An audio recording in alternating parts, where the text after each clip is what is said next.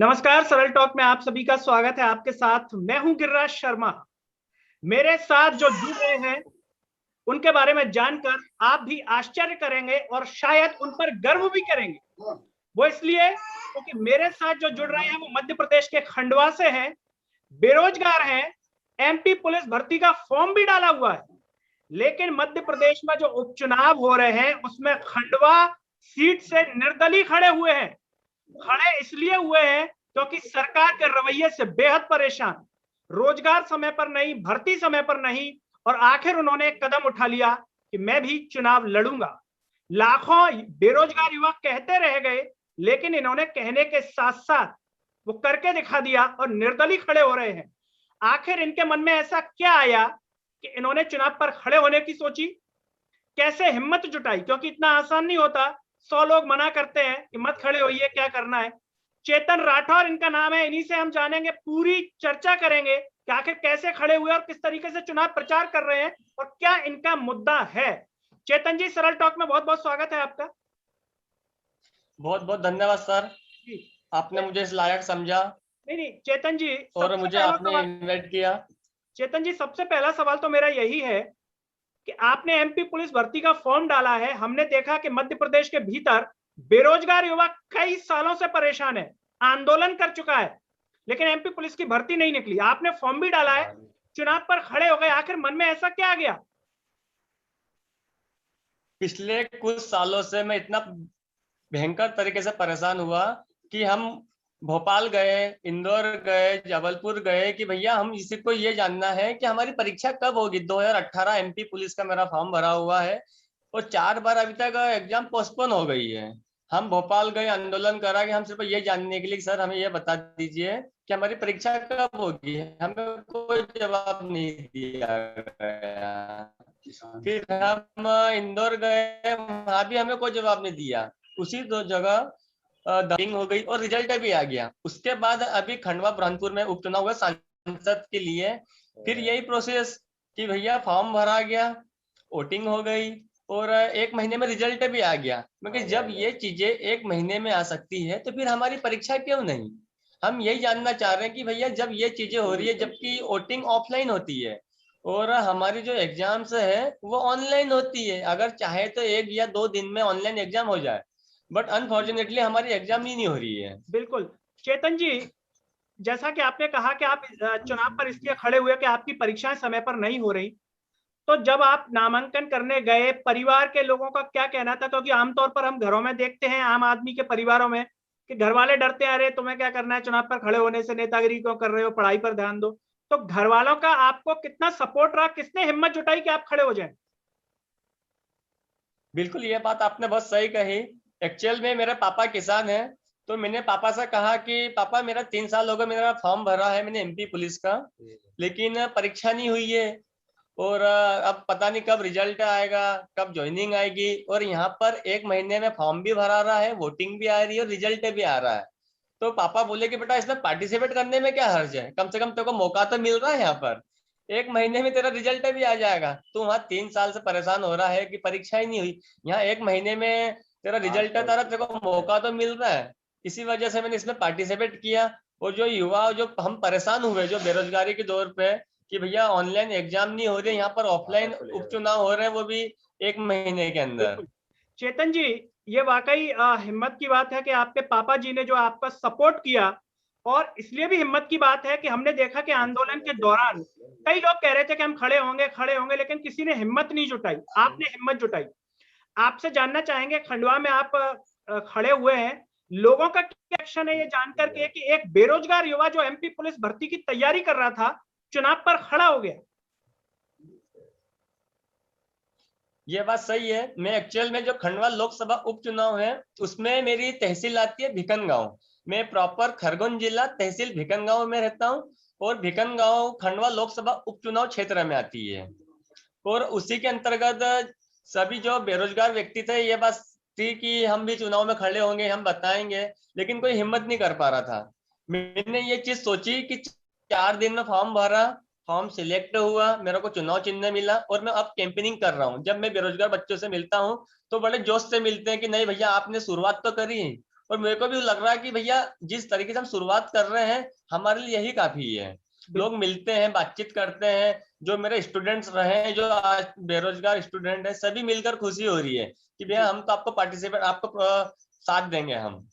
चेतन जी, आपसे हम जानना चाहेंगे कि जब आप क्षेत्र में जाते हैं, सुबह जल्दी निकल जाते होंगे, पूरे मध्य प्रदेश में करीब 12 लाख बेरोजगारों ने एमपी पुलिस का फॉर्म भरा है, तो किन किन जगहों से आपको लोगों का सपोर्ट मिल रहा है, विद्यार्थियों का, टीचर्स का, उसके बारे में बताएं, क्योंकि आपका कदम वाकई सराहनीय है। सर ये बात तो सही है। मैं क्या ट्राइब बेल्ट से आता हूँ। मेरे यहाँ से खरगोन जिले जो खंडवा लोकसभा है उसमें 5 जिले आते हैं। खरगोन जिला, खंडवा जिला, बुरहानपुर जिला, देवास जिले की बागली तहसील और हरदा जिले का भी कुछ क्षेत्र आता है। मैं जब युवाओं से मिल रहा हूँ, किसानों से मिल रहा हूँ, तो किसानों का भी यही कहना था कि भैया हमारे बच्चे खुद बेरोजगार हो गए, अब हम क्या बोले। 3 साल हो गए हैं, परीक्षा नहीं हुई है, रिजल्ट भी नहीं आ रहे हैं, ज्वाइनिंग भी नहीं आ रही है। जो टीचर है उनकी भी, जो जिन्होंने बीएड डीएड करा है उनका भी रिजल्ट नहीं आया, उनकी भी परीक्षा नहीं आई। एमपी पुलिस 2018 से एसआई, एमपीपीएससी 2000 प्री आ रहा है तो मेंस नहीं आता है, मेंस आता तो इंटरव्यू नहीं आता है, इंटरव्यू आ रहा है तो ज्वाइनिंग नहीं हो रही है, असिस्टेंट प्रोफेसर की ज्वाइनिंग नहीं हुई है। वो सारी चीजें मेरे मन में थी और कहीं ना कहीं सभी बच्चे जुड़ रहे हैं और आगे बढ़ने के लिए प्रेरित कर रहे हैं मुझे। चेतन जी, आपने और बहुत सारे बच्चे तो ऐसे जो ओवर एज हो गए। जी, चेतन जी, आपने जैसे नामांकन भरा, आप अगर हम बात करें प्रदेश के भीतर 2 दल प्रमुख रूप से नजर आते हैं मध्य प्रदेश में, खासकर एक कांग्रेस, एक बीजेपी। आपके नामांकन भरने के बाद इन दोनों पार्टियों के कार्यकर्ताओं, नेताओं को भी जब पता चला होगा कि एक बेरोजगार युवा ने जो है नामांकन डाला है, सीधा सीधा एक कहना चाहिए संदेश है, भले जीत हो हार हो तो एक अलग बात है, लेकिन आप एक संदेश दे रहे हैं कि बेरोजगार की आवाज नहीं सुनेंगे तो हम इसी तरीके से खड़े होंगे और अपना हक लेंगे। तो उन दोनों दलों के क्या किसी का दबाव आया, मत खड़े होइए, ऐसा कुछ आपके ऊपर दबाव तो नहीं आया? सर देखिए, मैं जहां से खड़ा हुआ हूँ वहां से 70 साल में मैं पहला व्यक्ति था। जब मैंने नामांकन खरीदा, फिर नामांकन भरा जी, तो ये बाद में पता चला कि आप यहाँ से आज तक कोई व्यक्ति खड़ा भी नहीं हुआ था। मतलब मैं पहला व्यक्ति था जो यहाँ से खड़ा हुआ। दूसरी बात ये थी कि सबसे कम उम्र का, अभी जो खंडवा बुरहानपुर लोकसभा उपचुनाव है उसमें सबसे कम उम्र का कैंडिडेट मैं ही हूँ। और जब मेरे से पूछा गया कि आप क्या करते हैं तो मैंने कहा कि सर मैं तो बेरोजगार हूँ कुछ। अब तो बोले नहीं, बोले आपको इनकम का सोर्सेस तो बताना पड़ेगा कि आप एटलीस्ट कमाई का साधन क्या है जी। तो मैं सोलर एनर्जी, जो मेरा एक प्लान था जो चल रहा है, सोलर एनर्जी का, जो सूर्य से ऊर्जा से रोशनी बनती है, वो मैंने वहां दर्शाया कि मैं सोलर एनर्जी में जॉब कर रहा हूँ। और आपने कहा प्रेशर राइडर का, तो बहुत सारे आसपास से जो व्यक्ति जुड़े हुए हैं, कहीं ना कहीं वो मेरे पास आए जिस दिन नामांकन के जब सीट आया कि भैया ये चेतन राठौर भिकन गांव से है जी। तो दोनों ही पार्टी के लोग आए कि भैया ये तुमने कैसे भर दिया, नामांकन उठा लो, फॉर्म उठा लो। और मेरा एक ही सवाल था कि चाहे कुछ भी हो जाए मैं फॉर्म वापस नहीं उठाऊंगा। तो बोले इसके लिए पैसा देना पड़ता है, पैसा लगता है, तुम्हारा को ऐसा हो जाएगा वैसा हो जाएगा। मैंने कहा चाहे कुछ भी हो जाए मैं फॉर्म नहीं उठाऊंगा जी। बिल्कुल चेतन जी, अगर आप जीतते हैं चुनाव में, जनता आपको बहुमत देती है, जिताती है, आप क्या प्रमुख मुद्दा है, क्या आप क्षेत्र के लिए करना चाहते हैं या प्रदेश को दिखाना चाहते हैं कि भाई एक बेरोजगार युवा भी जीत सकता है और अगर जीता तो मैं ये करूंगा? सही, आपने बहुत सही बात कही आपने कि मेरा प्रमुख मुद्दा है समय पे परीक्षा। जैसे यूपीएससी का एक नियम है कि उन्होंने कोरोना जैसे महामारी में भी 1 साल के अंदर उन्होंने एग्जाम ले ली, प्री हुआ, मेंस हुआ, इंटरव्यू हुआ, अब ट्रेनिंग चल रही है। आईबीपीएस का भी ऐसा ही है, प्री हुआ, मेंस हुआ, ज्वाइनिंग हुई और ये प्रोसेस 1 साल के अंदर होगी। पर हमारे परीक्षा का कोई शेड्यूल नहीं है। हमने 3 साल पहले फॉर्म भरा, कोई परीक्षा नहीं हुई, अब पता नहीं कब रिजल्ट आएगा, रिजल्ट के बाद पता नहीं कब ज्वाइनिंग आएगी। मेरा प्रमुख मुद्दा बस ये है कि भैया एक ऐसा नियम बने कि जिसमें 1 साल के अंदर या 6 महीने के अंदर हमारी परीक्षा हो जाए। जैसे चुनाव का नियम है कि 6 महीने में आप जी बस मेरा प्रमुख मुद्दा यही है कि 1 साल के अंदर, बिल्कुल 1 साल के अंदर हमारी परीक्षा, रिजल्ट भी आ जाए, ज्वाइनिंग भी आ जाए। चेतन जी, और मैं यही सवाल में जब संसद भवन, आपका मुद्दा मैं समझ गया कि आपका जो मुख्य मुद्दा है वो परीक्षाओं को लेकर के है कि नियत समय पर हो, ज्वाइनिंग हो, जब आप अपने इस मुद्दे को जी सर, क्षेत्र में लोगों को बता रहे हैं, लोगों की क्या प्रतिक्रिया है? क्या उन्हें समझ में आ रहा है कि हाँ, ये युवा जो खड़ा हुआ है, ये हमारे बच्चों के भविष्य के लिए ठीक है? क्योंकि भाजपा की बात करें, कांग्रेस की बात करें, कोई रोजगार की बात नहीं कर रहा, सिर्फ बयानबाजी कर रहे हैं एक दूसरे पर। कोई किसी को एक्टर कह रहा है, तो कोई किसी को कलाकार कह रहा है, कोई किसी को ढोंगी कह रहा है, कोई कह रहा है मैं नारियल फोड़ूंगा, ठीक है, लेकिन रोजगार की बात कोई नहीं कर रहा। तो जब आप क्षेत्र में जाते हैं, वहां के लोगों को बताते हैं कि भाई मैं परीक्षाओं की नौकरी के लिए जो है ये करूंगा, तो लोगों का क्या रिएक्शन? बिल्कुल वो बात सही कही। यही चीजें मेरे यहाँ पर भी हो रही है। जब मेरे यहाँ नेता आते हैं, यहाँ तक कि सीएम तक आए थे, मैं खुद मुद्दा लेके गया था, आवेदन लेके गया था कि मैं ये सिर्फ सवाल पूछूं कि हमारी परीक्षा कब होगी।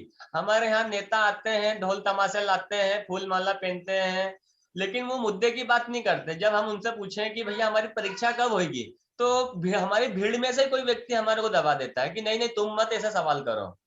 और जब मैं लोगों से मिल रहा हूँ, जब स्टूडेंट से मिल रहा हूँ या किसानों के बच्चों से मिलता हूँ, जो किसान स्वयं में जिनके बच्चे पढ़ रहे हैं, तो उनका भी यही कहना कि भैया बहुत बढ़िया चीज कर रहे हो आप, इस चीज को लेकर आगे रहना, पीछे मत हटना। जैसे बहुत सारे नियम है कि भैया 6 महीने के अंदर चुनाव का है, यूपीएससी कर रहा है, और अब कुछ बिल ऐसे हैं जिनको एक टाइम पीरियड में होता है। ऐसे मेरा भी एक यही मोटो है कि भैया परीक्षा भी हमारा एक टाइम पीरियड में हो जाए। बिल्कुल।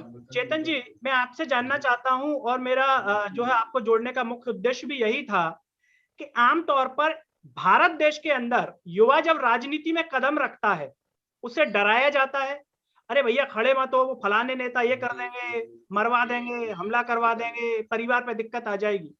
इन सारे सवालों के जवाब मैं आपसे जानना चाहता हूं। आप खड़े हुए, तो ये क्या केवल एक झूठा भ्रम और डर होता है जो युवा को दिखाया जाता है, बाकी हकीकत में ऐसा कुछ नहीं होता? क्योंकि ये इसलिए जरूरी है कि जो भी इस कार्यक्रम को देखेगा, जो भी आपकी बात को सुनेगा, जो युवा, उसे हिम्मत मिलेगी, ताकत मिलेगी कि हाँ, ये जो डर दिखाया जाता है वो झूठा होता है, कुछ नहीं होता, हम भी चुनाव पर खड़े हो सकते हैं। जी जी, चेतन जी बोलिए। यार ऐसा कर देंगे, लेकिन मेरा तो शुरुआत से एक ही उद्देश्य था कि भैया मेरे को राजनीति करना भी नहीं है। बस एक छोटा सा ये कानून ले आई है कि भैया 1 साल के अंदर बस हमारी परीक्षा भी हो जाए, रिजल्ट आ जाए, ज्वाइनिंग आ जाए, बस। इसके अलावा मेरा कोई उद्देश्य नहीं है। जी जैसा कि आपने बताया कि जो बहुत विशेष तरीके की चीजें करते हैं उनके लिए है। अपना तो सिंपल सा मोटो है, अपन परीक्षा का उद्देश्य को लेकर आगे बढ़ रहे हैं, तो इस प्रकार की धमकी वगैरह तो नहीं मिली। जबकि इलेक्शन कमीशन ऑफ इंडिया ने ये अथॉरिटी दी थी हमें कि अगर आपको कुछ भी प्रॉब्लम होती है तो कलेक्ट्रेट या एसडीएम महोदय या तहसीलदार महोदय से सीधे आप डायरेक्ट बोलिए, आपको सिक्योरिटी प्रोवाइड की जाएगी। बट मेरे को ऐसा लगा नहीं कि मुझे सिक्योरिटी की जरूरत है। बिल्कुल। चेतन जी, जब आप कैंपेन करके घर आते हैं, और साथ ही साथ जानना चाहेंगे कैंपेन में कितने युवा, कितने लोग आप लोग प्रचार कर रहे हैं? क्योंकि हम बताना चाहते हैं पूरे प्रदेश को कि एक बेरोजगार युवा किस तरीके से कैंपेन कर रहा है, तो जरा उसके बारे में आप हमें बताएं। कैसे निकलते हैं, कितने लोग आपके साथ होते हैं, किस तरीके से आप लोगों से संपर्क कर रहे हैं? सर देखिए, मैं स्टूडेंट हूँ, स्पेशली बेरोजगार भी हूँ, तो मेरे पास कोई ढोल तमाशे नहीं रहते हैं, जी ना ही कोई बहुत बड़ा कारवा रहता है कि भैया कार है, जीप है, ऐसा कुछ भी नहीं है। मेरे पास 2 बाइक है। हम जो बेरोजगार स्टूडेंट हैं, हम 5-6 लड़के हो जाते हैं और कैंपेनिंग के लिए निकल जाते हैं। गाँव गाँव जा रहे हैं, स्टूडेंट से मिल रहे हैं, कॉलेज स्टूडेंट से मिल रहे हैं, कोचिंग वालों से मिल रहे हैं, बिल्कुल। जो अनएम्प्लॉयमेंट स्टूडेंट है उनसे मिल रहे हैं, कहीं ना कहीं बच्चे टच में है, हम सभी से मिल रहे हैं। जी तो लोग यही बोलते हैं कि अरे वाह यार, मतलब बिना ढोल धमासे के आया है। मैंने बोला कि मैं मुद्दे के लिए आया हूँ, मेरे को किसी बात का कोई दिखावा नहीं करना है। बिल्कुल। तो वो फिर चेतन इस जी, चीज को समझते हैं कि हाँ, जब क्योंकि जितने भी नेता हैं वो तो कोई बात ही नहीं करते हैं, जी लेकिन ये कम से कम बात तो कर रहा है मुद्दे की। बिल्कुल। चेतन जी, जब आप घर आते हैं, पूरे दिन भर मेहनत करके अपना संपर्क करके आते हैं, तो घर के जो सदस्य हैं, मम्मी पापा हैं या और भी हैं, क्या रिएक्शन रहता है? क्या आत्मविश्वास वो आपको भरते हैं? क्योंकि एक बेटे के लिए माता पिता का कहना बहुत अंदर से ताकत देता है। तो जब आप घर आते हैं तो उनका क्या रिएक्शन रहता है? ये बात सही है। मेरे पापा, जब मैं कैंपेनिंग पे जाता हूँ सुबह 8-9 बजे सुबह निकल जाता, मेरी कोशिश रहती है कि मैं हर स्टूडेंट तक, हर किसान तक ये बात में पहुंचाऊं। तो मेरा पापा कम से कम 10 बार फोन लगाते हैं कि बेटा कोई दिक्कत तो नहीं आ रही है। मतलब उनको एक फिक्र सी है कि मेरा बेटा बिल्कुल सही है कि नहीं है।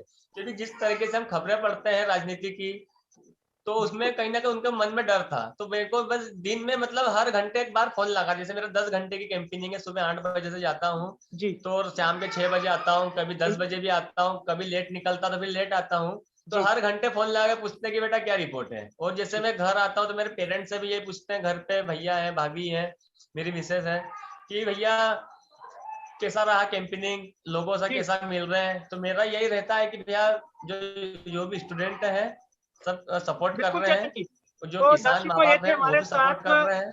चेतन राठौर, मध्य प्रदेश के खंडवा लोकसभा से निर्दलीय खड़े हुए हैं। इनसे चर्चा करने का उद्देश्य हमारा यही था कि ये बेरोजगार युवा सरकारी सिस्टम से इतना त्रस्त हुआ कि खुद चुनाव पर खड़े हुए हैं निर्दलीय। एमपी पुलिस भर्ती का फॉर्म भी डाला हुआ है और जी बाकायदा जी संपर्क कर रहे हैं, जितने संसाधन इनके पास है बाकायदा संपर्क कर रहे हैं, लोगों से मिल रहे हैं और बोल रहे हैं कि मैं इन मुद्दे पर चुनाव लड़ूंगा। इनका प्रमुख जो मुद्दा है वो भर्ती का है कि समय पर परीक्षाएं हो जाएं। इनके माता पिता का पूरा 10 सपोर्ट है इनके साथ। और हम इनसे इसलिए भी मुलाकात कर रहे हैं कि मध्य प्रदेश के करीब 12 लाख बेरोजगार युवाओं ने एमपी पुलिस आरक्षक का फॉर्म डाला हुआ है। बाकायदा आंदोलन किया, पुलिस के द्वारा प्रताड़ित किया गया इन युवाओं को और पुलिस के द्वारा पीटा गया, सरकार ने भी कई तरीके से डराया धमकाया और आखिर ये बेरोजगार युवा चेतन राठौर मध्य प्रदेश में खड़े हुए हैं। और चेतन जी, हम यही कहेंगे कि लोगों को आपकी बातें समझ में आए, मुद्दा समझ में आए और लोग जो है सोच समझ करके जिस दल को भी चुने सोच समझ करके चुने, अपने भविष्य को देखें, हित को देखें, वरना बाद में जो बड़े बड़े नेता हैं, मंत्री हैं, किस तरीके से व्यवहार करते हैं आम जनता के साथ, सभी इस बात से परिचित है। तो दोस्तों, मेरे साथ फिलहाल इतना ही। चलते चलते सभी से एक अपील है कि सरल टॉक की आवाज को सब्सक्राइब कीजिए और इसे सोशल मीडिया के हर प्लेटफॉर्म पर शेयर कीजिए।